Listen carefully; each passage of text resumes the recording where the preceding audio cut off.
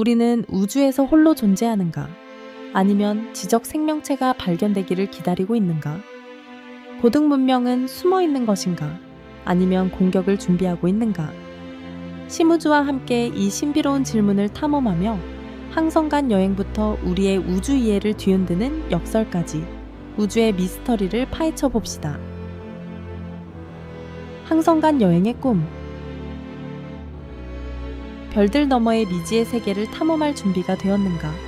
항성간 인터스텔라 여행은 오랫동안 인류의 호기심과 상상력을 자극하는 꿈이었다. 수세기 동안 태양계를 넘어서는 여행은 공상과학, 사이파이의 주요 소재였지만 현대 과학과 기술의 발전으로 인해 이 꿈이 점차 현실이 될 가능성이 커지고 있다.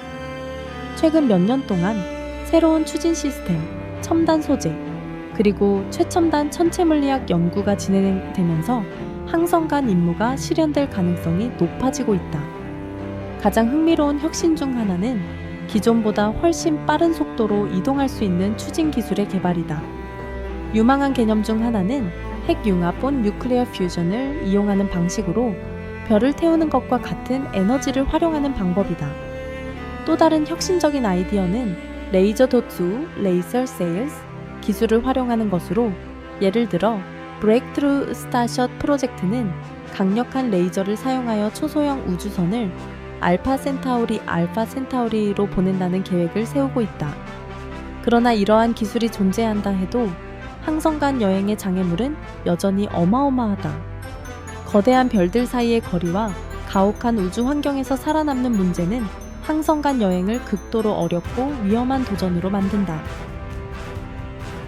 항성간 여행의 난제들. 항성간 여행은 결코 간단한 일이 아니다.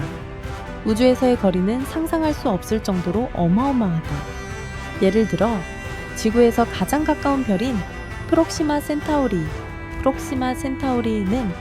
4.2 광년 라이트 이어스 이상 떨어져 있다. 빛의 속도로 이동하더라도 이 별에 도달하는 데만 4년 이상이 걸린다. 불행히도 현재 인류가 개발한 기술로는 빛의 속도로 여행하는 것은 꿈같은 이야기이다.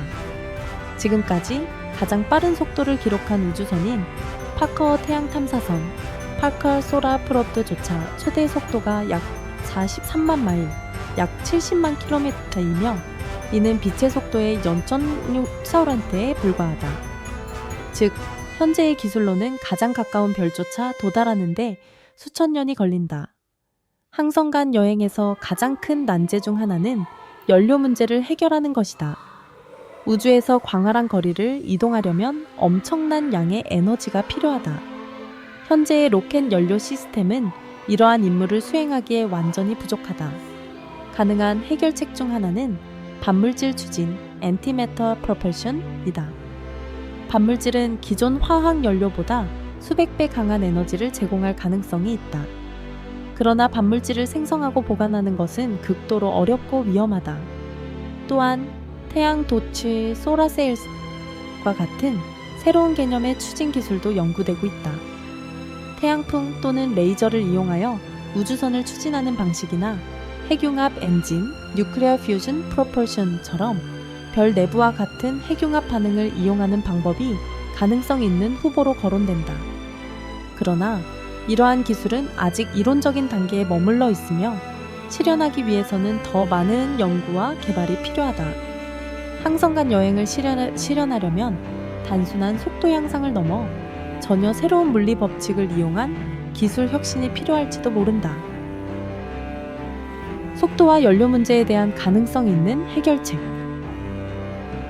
항성간 여행을 가능하게 만들기 위해 과학자들은 다양한 새로운 추진 방법을 연구하고 있다. 유망한 해결책 중 하나는 핵융합, 뉴클리어 퓨전으로 이는 별을 태우는 원리와 동일한 과정이다. 핵융합은 가벼운 원자핵을 결합하여 엄청난 에너지를 방출하는 방식이다. 현재 핵융합 반응로는 지구에서 실용화되지 않았지만 국제 핵융합 실험국 스터노 아이템, 인터내셔널 터모뉴클리어 익스페리멘털 리액터와 같은 실험적 핵융합 프로젝트에서 상당한 진전이 이루어지고 있다.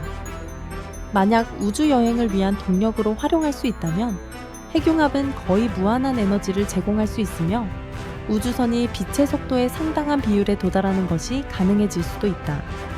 또 다른 방법은 레이저 도축기 세일을 이용하는 것이다. 이 개념에서는 강력한 레이저를 사용하여 우주선에 부착된 가벼운 돛을 밀어 이동시킨다. 이 방법은 빛의 속도의 일부에 도달할 가능성이 있으며 이를 통해 항성 간 여행이 수세기가 아닌 수십 년 안에 이루어질 수 있다. 브레이크트루 스타셔틀 프로젝트는 이 개념을 실현하기 위해 연구 중이며 알파 센타우리까지 탐사선을 단 20년 만에 도달시키는 목표를 세우고 있다. 마지막으로 블랙홀의 중력을 이용한 추진, 블랙홀 드라이브도 가능성 있는 개념 중 하나다. 이 이론은 블랙홀의 강력한 중력을 이용하여 우주선을 가속하는 방식이다. 이는 여전히 극도로 이론적인 개념이지만 항성 간 여행의 미래를 보여주는 흥미로운 가능성을 제시하고 있다. 광대한 우주를 항해하는 방법. 속도와 연료 문제를 해결하더라도 여전히 항법, 나비게이션과 통신, 커뮤니케이션이라는 중요한 과제가 남아있다. 항성 간 여행에서 별들 사이의 엄청난 거리는 탐사선이 예측하지 못한 장애물에 부딪힐 가능성을 높인다. 예를 들어 우주 방사선, 천미크 레디에이션이나 떠돌이 소행성, 로그의 아스테로이드과 같은 위험 요소가 있다. 이러한 위험을 피하기 위해서는 정확하고 발전된 항법 기술이 필수적이다. 또한 우주선이 태양계에서 멀어질수록 지구와의 실시간 통신, 리얼타임 커뮤니케이션이 점점 더 어려워진다. 거리의 증가에 따라 신호의 전송 시간이 길어지며 예를 들어 프록시마 센타우리에서 신호를 주고받는 데만 4년 이상이 걸린다. 이러한 이유로 우주선이 지구에서 직접적인 제어를 받기 어렵게 되며 자체적으로 의사결정을 내릴 수 있는 자율 시스템, Autonomous Systems이 필수적이다. 인공지능 AI 기반의 항법 시스템과 사전 프로그래밍된 자동화 시스템이 없다면 장거리 우주 탐사는 거의 불가능할 것이다. 암흑숲 가설 The Dark Forest Hypothesis. 우리가 먼 별을 탐험하는 꿈을 꾸는 동안 한 가지 의문을 떠올리지 않을 수 없다. 우리는 우주에서 홀로 존재하는가? 암흑숲 가설 The Dark Forest Hypothesis은 한 가지 흥미로운 가능성을 제시한다. 어쩌면 고도로 발달한 외계 문명이 이미 존재하고 있지만 의도적으로 우리와의 접촉을 피하고 있을지도 모른다. 이 가설은 우주가 하나의 암흑숲과 같다는 개념을 바탕으로 한다. 각 문명은 마치 숲속의 사냥꾼처럼 다른 존재들에게 발견되지 않으려 하고 있을 수도 있다. 이러한 논리는 자기 보존 셀프 프레저베이션에 기반을 둔다. 만약 우주 문명들이 서로의 존재를 인지하고 있다면 그들은 접촉의 위험성을 알고 있을 가능성이 크다. 즉, 새로운 문명을 발견하면 그 문명이 적대적일지 아닐지 확신할 수 없기 때문에 자기 생존을 위해 침묵을 유지하는 것이 가장 안전한 선택일 수도 있다. 어떤 문명이라도 기술적 전쟁, 테크놀로지컬 워페이나 다른 치명적인 위협에 의해 멸망할 가능성이 존재하기 때문이다. 이러한 가설은 우주 생명체가 반드시 우호적일 것이라는 낙관적인 견해에 도전한다. 어쩌면 우리가 외계 문명의 신호를 발견하지 못하는 이유는 그들이 의도적으로 침묵을 지키고 있기 때문일 수도 있다. 만약 암흑숲 가설이 사실이라면 인류의 외계 생명체의 탐색, Search for Extraterrestrial Intelligence, SETI는 단순히 올바른 신호를 찾는 것이 아니라 우주 문명들이 생존하는 방식과 그들의 전략을 이해하는 것이 되어야 할 것이다. 암흑숲 이론, 하나의 가능성 있는 설명. 암흑숲 가설 The Dark Forest Hypothesis DFH는 중국 SF 작가 류칙신이 2008년 발표한 소설 암흑숲 The Dark Forest에서 소개된 개념이다.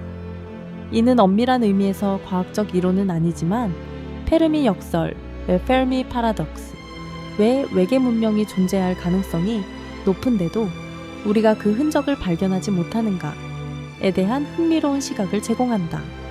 암흑숲 이론의 핵심은 모든 문명이 생존을 최우선으로 고려할 것이라는 점에 있다. 우주는 무수한 문명이 존재할 수 있는 공간이지만 각 문명은 다른 문명의 의도를 전혀 알 수 없다. 이러한 상황에서 존재를 드러내는 것은 곧 생존 위협으로 이어질 수 있다. 류체 신이 사용한 암흑숲의 비유는 다음과 같다. 우주에 존재하는 모든 문명은 어둠 속에서 서로를 피하는 사냥꾼과 같다. 만약 한 문명이 자신의 존재를 공개한다면 다른 문명은 자신의 생존을 보장하기 위해 선제 공격을 가할 수도 있다. 이러한 환경에서는 어떤 문명이든 먼저 공격하는 것이 가장 안전한 선택이 될 수 있다. 암흑숲 가설은 고등 문명은 평화롭게 교류할 것이다 라는 낙관적인 관점을 반박한다. 오히려 우주의 광대한 규모와 위험성 때문에 대부분의 문명은 스스로를 숨기고 있을 가능성이 크다. 이 가설이 사실이라면 외계 생명체 탐색은 더욱 복잡해질 뿐만 아니라 인류가 외계 문명과 접촉할 때 주의해야 할 점도 많아질 것이다. 우리는 단순히 신호를 찾는 것이 아니라 우주 생명체들이 어떤 방식으로 살아남으려 하는지를 이해해야 할지도 모른다. 규소 기반 생명체의 가능성 탐구. 지구 밖에 생명체가 탄소가 아닌 다른 원소를 기반으로 존재할 수 있을까? 오랫동안 과학자들은 생명이 반드시 탄소를 기반으로 해야 한다고 가정해왔다. 이는 탄소가 복잡한 생명 분자를 형성하는데 매우 유용한 원소이기 때문이다. 그러나 최근 연구에서는 주기율표에서 탄소 바로 아래에 위치한 규소 시리촌과 또 다른 생명의 기반이 될 가능성이 있는지에 대한 논의가 제기되고 있다.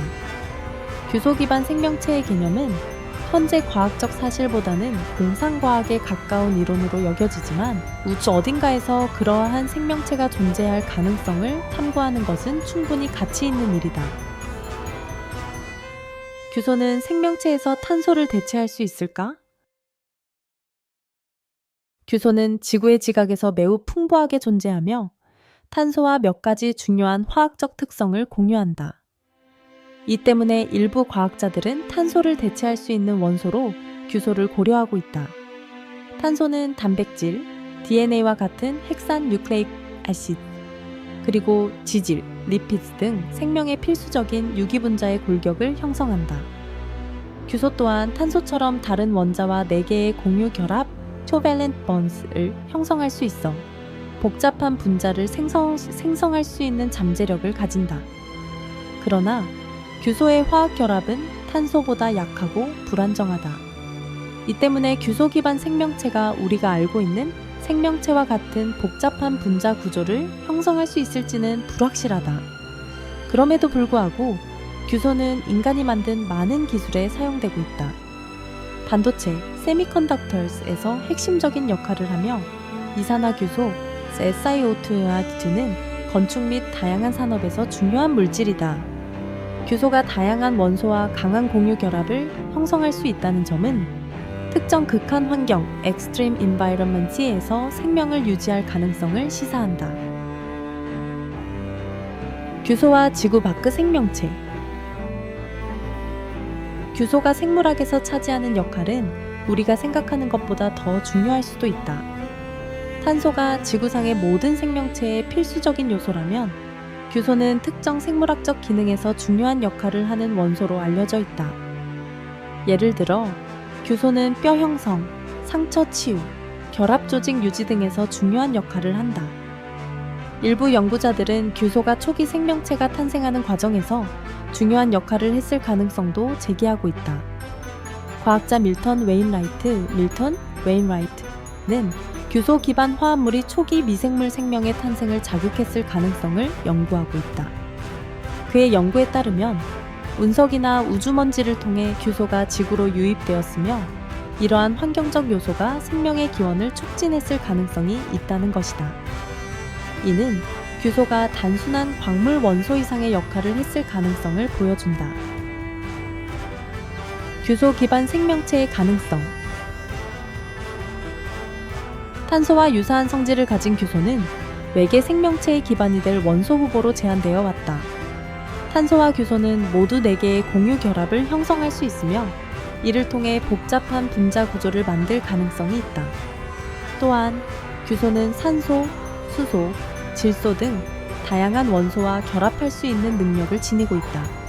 이러한 특성은 규소가 생명체의 기본 구조를 형성할 가능성을 제시한다. 그러나 중요한 차이점이 존재한다. 1. 규소 기반 분자는 탄소 기반 분자보다 불안정하다. 2. 규소는 수소와 결합하여 다양한 화합물을 만들 능력이 탄소보다 제한적이다. 이러한 한계로 인해 규소 기반 생명체는 탄소 기반 생명체만큼 다양한 구조를 가지지 못할 수도 있다.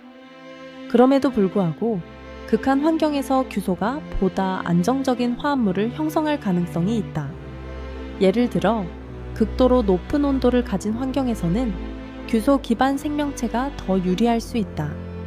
이러한 가능성은 혹독한 대기 조건을 가진 행성이나 위성에서 규소 생명체가 존재할 수도 있음을 의미한다. 실리콘 기반 생명체에 대한 이론적 시나리오. 실리콘 기반 생명체는 아직 지구에서 발견되지 않았지만 실리콘이 지구 너머의 생명체의 기반을 형성할 수 있는 몇 가지 이론적 시나리오가 있습니다. 일부 연구자들은 금성이나 타이탄과 같은 특정 위성과 같이 온도가 높은 행성이 잠재적으로 실리콘 기반 생명체를 지원할 수 있다고 믿습니다. 금성의 대기에는 황산과 고온이 포함되어 있어 실리콘이 다른 원소와 더 안정적인 결합을 형성하여 생명체의 발달이 가능할 수 있습니다. 토성의 위성 중 하나인 타이탄에는 액체 메탄과 에탄의 호수와 바다가 있어 물이 탄소 기반 생명체에 제공하는 것과 같은 방식으로 실리콘 기반 생화학의 용매를 제공할 수 있습니다. 또한 운석과 기타 우주 물질에 실리콘 화합물이 존재한다는 것은 실리콘 기반 화학이 지구에만 국한되지 않으며 그러한 생명체의 구성 요소가 이전에 생각했던 것보다 더 널리 퍼져 있을 수 있음을 시사합니다. 아직 실리콘 기반 생명체에 대한 직접적인 증거는 발견되지 않았지만 이러한 이론적 시나리오는 이를 매혹적인 연구 분야로 만들고 잠재적으로 우리가 생명이라고 여기는 것의 범위를 새로운 비전통적 생화학까지 포함하도록 확대할 수 있습니다. 규소 기반 생명의 가능성은 현대 생물학의 기본 개념을 확장시키며 외계 생명체의 탐색의 범위를 넓히는 데 중요한 역할을 할 수 있다. 현재까지 탄소 기반 생명체만이 발견되었지만 규소가 생명의 기초가 될 가능성은 우주 생물학 (Astrobiology)에서 흥미로운 연구 분야이다. 우리가 외계 생명체를 찾는 방식이 탄소 기반 생명만을 대상으로 한다면 어쩌면 우리가 간과하고 있는 완전히 새로운 형태의 생명체가 존재할 가능성을 놓치고 있을지도 모른다. 궁극적으로 광대한 우주와 지적 문명의 가능성은 여전히 미지수로 남아있다. 우리는 아직 규소 기반 생명체나 외계 문명의 존재를 확인할 수 없지만 그 가능성을 탐색하는 여정은 계속될 것이다. 암흑숲, 가설, 다크포레스트 히포테시스는 외계 문명이 자신을 숨기고 있을 가능성을 제시하며 우리가 아직 외계 신호를 감지하지 못한 이유를 설명하는 이론적 근거가 될 수도 있다. 이러한 탐구는 결국 우주에서 생명이 존재하는 방식에 대한 우리의 이해를 확장하고 미래의 발견을 위한 새로운 가능성을 열어갈 것이다.